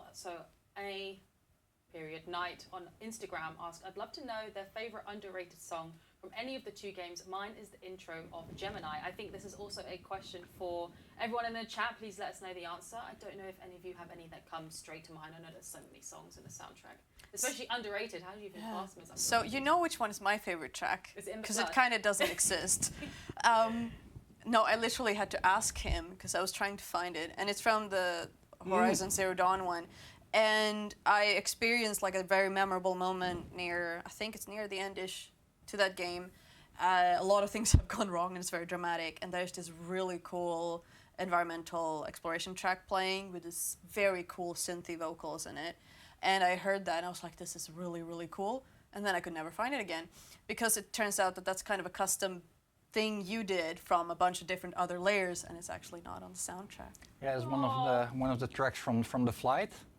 And again, one of the tracks where we weren't sure if we were taking it too far there. It's a little synth line that goes like, yeah, I know exactly which piece you. Yeah, but you mean. send me the WAV file so I can just put that on repeat on my computer. So Yeah. We're seeing A Wanderer's Work from Zero Dawn. Forbidden West, Shelter from the Storm, Zero Dawn, Her Breath, Her Land. Alana says, I love the hummed version of As Before We Are, but it's not on the soundtrack. Noel says, I know exactly what you're talking about. I want it, please, and thank you. Yeah, it's like the reason why this soundtrack is so insanely big is that for Zero Dawn we made already a pretty big soundtrack. Yeah. And the amount of messages that I got from people who were like missing that one track that they loved that wasn't on there, we were like, okay. And even now we have people that are like, why is this track not on here? It's so many tracks. You can never win. yeah, And yeah, you can't put all the variations on there. It would be Insane amount. Yeah, it wouldn't be a nice listening experience anymore either. Velociraptor said, Lucas, thank you for my new ringtone. Maybe just a general question. Amoeba37 says, favorite soundtracks other than Horizon? Do you ever like listen to a soundtrack while you're working or anything like that? God of War. Oh, really? That's a good choice. Memories of Mother is my favorite. Oh, good. That's a nice one. I love Eivor, so who's the vocalist Yeah. there? So I just love the track. It's great. Any Lucas? Any for you? Is Is it like picking a favorite child? Yeah, no. Well, it's also I like to listen to new things. So just Spotify. Oh, sorry, can I say that word? Yeah, that's fine. I did already. But like just random new music pieces. That's yeah. Concrete Beach Party album. I'll pitch it. No, not really. By the way, this is not me saying that I'm going to pitch that. Goblin McGoblin on Instagram asked, how do you trigger the different in-game music pieces, and how do you make the transition from fighting music to exploring music, for example, go so smoothly? Let me see how I can summarize that, because that's a really big question. The fact that we have so many layers helps. The fact that we wrote this is giving a secret away though. The fact that we wrote so many pieces in like very similar keys helps a lot. Makes transitions easier, and we have a very advanced transition system in which we can have a whole list of little steps that we can do at one time to tell us now do this with that track, now start only that track, but also start doing this with that track in this kind of time, or blah blah blah, and wait for this and this to happen. So each little transition is a little application by itself. Yeah, and that requires a lot of time, but it does pay off. This is something that we've kind of touched on a bit already. John Reese1 on Twitter asked, what do you do on day one of the project? So let's take Forbidden West, for example. It must be a very daunting thing to embark on. And what is day one? Yeah, I think that's actually kind of, for us who work in audio, we tend to be a bit later in the process in a way because we're dependent on a lot of other people. Yeah. So we will start conceptualizing what we want to do and what the ideas are for different machines and different, places or storylines. Yeah. And we can start building, I guess, a kind of palette to use later, but the specifics are hard to fill in until a lot of other work is actually there. But that does mean we're kind of trailing along, so whatever other people are doing, we're kind of being a bit stocky, I guess. But but that's kind of partially how we have to work, because what other people have done is what will also inspire us for our work.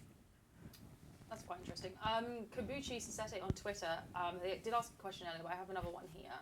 I cried when I learned that the title of the song playing when Aloy and Beta reconcile is Look Deeper. Do you give titles to your songs after you compose them, or is it decided at the stage of composing? I don't know if this is a composer-related question. So, this is the reason why it's so hard for us to refer to pieces by name. Because we know most of the pieces as Angry 03. Quest 3, whatever. Now, yeah. So we know them by working names. So what we do at the end is we have great writers here. So we make a list of all our music pieces, explain in which context they play, and then ask them to come up with names, because they will know which names will be too spoiler-ish. Yeah. Which names might give an extra kind of depth to that track name and stuff like that. But that happens usually right before we send them off for soundtrack mastering, so that's really late in the project. Artur Magomedov on Twitter says, how was it possible to create so many different kinds of music from which every single one of them fits perfectly in the world of Horizon Forbidden West? It just feels like a perfect symbiosis. That sounds like a lot of praise, actually. Yeah. No, but it is in a way why it's good to have a internal music team, because we are very much aware of what's happening within the entire project, while composers are one step further away. So we are their window into what the project is, and our job is to give them all the information and make sure that we give the right people the right information to make sure that what they can write actually is one package. And then so we are kind of their hub to make sure that the music fits the situation, but also that we might know that one composer wrote something that might be nice for another composer to know about. It might be a collaboration, might just something for them to listen to make sure that they all live within the same world. And on top of that, we have quite some rules that they need to stick to, that they have to keep in mind when they write the music. For instance, you just mentioned the big Hollywood sound. Well, that's actually something that we try to avoid too much. For instance, not use the really big like brass sound that you hear in a lot of blockbusters, to use a little bit less reverb, make it sound more intimate, to focus on Aloy as a character and not the nature around her. Basically, that's the whole idea behind. So we have a lot of rules. Yeah, and so by experience and writing a lot of music, they will kind of automatically be in that same space. yeah, that's Yeah. what it is. We are kind of coming up to the end now because we only have a few minutes left. Oh. We did go through a lot today, a lot of questions, but I did see Velociraptor say, because we're coming up to the end, we only have 10 more minutes, or give or take, to talk about the Easter egg, which I still haven't seen anybody pick up in the chat. I don't know, do we want to, it's up to you both, do we want to play it first and then talk about it, or do we want to talk about it and then play? Let's talk about it a little bit. Okay. So, Oh, people want to know the hint. No, you've had 2 hours as well as since the game launched. Okay, that is fair, I guess. so it's about a special use of the main theme. And it's about how people might not have picked on actually a diegetic vignette in the game, where that happens. So maybe we should just play it first the way you hear it in the game. Okay. And let's see what happens when we're playing it. Yeah, let's give it a go.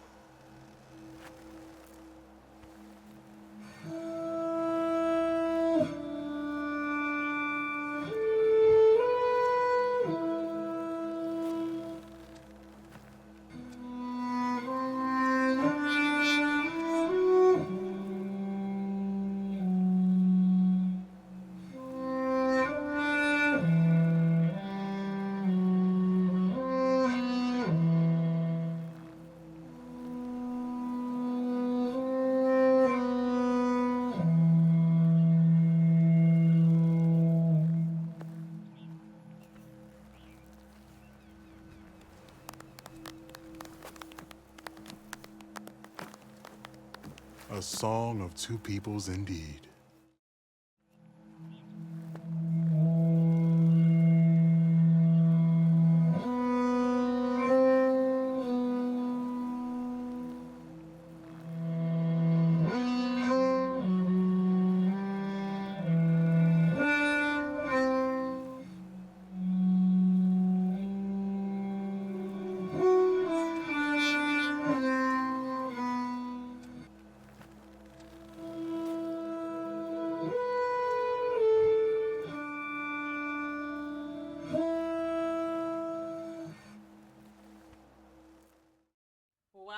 Well.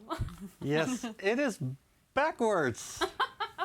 Did any of you get that while you were listening to it? I did see Velociraptor early in the stream actually did mention this quest, but I'm not sure Velociraptor actually knew that it was reversed from the theme. We see a lot of mixed emotions actually, like you cheeky buggers. Yeah, we had to alter the rhythm a little bit to make it actually appear like a proper melody. Because if you do it literally, it sounds a little bit too weird. But you can hear, when you hear it, you can hear that something is a little bit strange about that melody. But yeah, it's the main theme backwards, and we now showed you half of it, but actually it's the entire phrase. It's twice as long, and it's the entire main theme. My ears have betrayed me. How did I not get this? The 2 to 3 notes were familiar, but no, mind blown. Yeah, I think that's a kind of very exciting Easter egg to end the stream on today. I hope you both enjoyed it. I feel like I learned a lot actually, and I hope everyone in the chat did too. Any people that you want to like shout out or anything? Your team, the composers. I know we've mentioned them throughout the stream, but I like to give people the opportunity to kind of shout out the people that they work with if they'd like to. Or Can I? Yeah. You can. Yeah, so I mentioned my colleague Bastian van Bentum before. I just want to say thank you so much for making so much happen. The entire sound team, our frequency buddies, but also all the composers indeed, yours, Alexa, Joe, Alexis and Niels, our friends at Sony, our singer Julie Elvin, who might or might not still be here, Ariana Gillis, Melissa, and I just saw them in the chat, my kids, Max, Laura, and Jasper. Thank you. Oh, cute. Lovisa, anyone you would like to shout out? Oh, a bunch of people. I mean, primarily my well, the sound family here at Guerrilla, and also my robot family, machine family. They are my robot family. Shush. Pinar and Jacopo, because they are amazing. And Bram Bol, who I worked with on the In the Flood, Lovisa's version song. He's amazing to work with, and I will bother him in the future because I would love to work with him again. I'd also like to, well, thank you, Lucas, for actually taking a gamble with the song and pushing it forward. I think that's amazing, and I'm really happy how this turned out. I'm so happy. Thank you for writing it in the first place, yeah. Fair enough. No, but thank you. And to my lead, Bastian, who's been amazing and supportive. Also for Lamin, who I talked to about making the YouTube video, which I will make at one point, because he's one of the people who pushed to making the music video. So thank you very much for that. Yeah, wonderful. Yeah. Oh, this is kind of emotional. Well, I mean, I hope you all enjoyed the stream today. We did, of course, kind of do the stream to celebrate our whole kind of beat that's happening in the world of Horizon Forbidden West, and that is the physical soundtracks pre-order currently happening for Horizon Forbidden West. We have the Essential Vinyl Collection, 2 LPs. We have the Deluxe Vinyl Collection, 6 LPs, 2 exclusive prints. Dust Mat, like that's a very, very cool collection. And we also have the CD. If you want to pre-order it now, you can do. You can go through our social media. You can look at the PlayStation blog. We have pushed it everywhere possible because we know how much people love this soundtrack and we want you to get your hands on it. And of course, we also want to celebrate the launch of In the Flood, Lovisa's version music video, which you can watch on our YouTube. But considering it's coming up to the end of the stream, we will say goodbye in between. But we also want to show it again at the end of the stream, so stay tuned. But I think that's pretty much it today. Oh yes, that's something very good to mention. The vinyl collections and the CD, I think, are all releasing in March 2023. So the vinyls are quite limited. So I would recommend getting your pre-orders in while you can. But it won't actually launch until March 2023. And also, if you pre-order the deluxe vinyl collection via the PlayStation Gear Store, you do also get a exclusive Horizon shirt. Woo! That spiel is hard, I tell you. There's a lot of names in there. But thank you all so much for joining the stream today. We hope you all had a wonderful time. Thank you both for joining us too. Thanks for having us. Maybe if you all enjoyed it, please let us know if you'd like us to bring some more like music, audio, whatever we can on the developers on the stream in the future. Just let us know. But I think that's it. Thank you all, and we'll see you again next week, I believe. Well, you guys won't, but I think I'm back again next week. So see you all then. Thank you very much. Thank you. Bye-bye.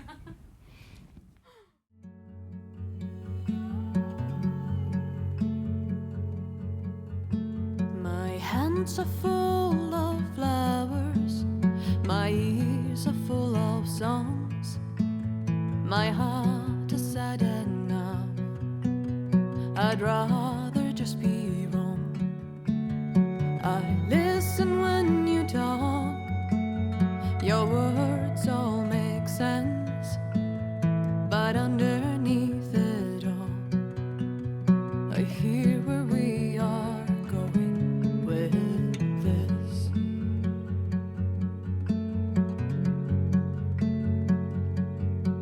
I am raindrops in the flood, I am emptiness, I am home, I am lonely in a crowd, but when you hear me, you'll be near me, stay with me in the flood.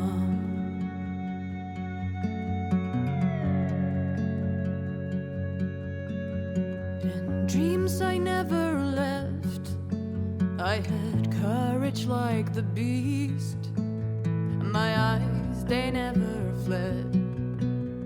My arms would always reach. You harden with your words. Maybe fear is armor too. My voice is not that strong. When hurricanes come running from you, I am raindrops in the flood. I am emptiness. I am hope. I am lonely in a crowd. But when you hear me, you'll be near me. Stay with me in the flood.